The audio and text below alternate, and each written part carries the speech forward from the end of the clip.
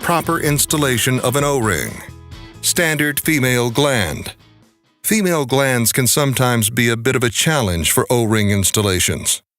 But keep these tips in mind, and you should have success. For initial installation, don't use lubricant.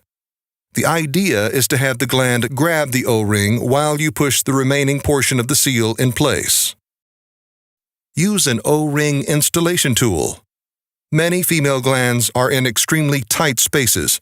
An O-ring installation tool can help you secure the seal into place and won't damage the seal.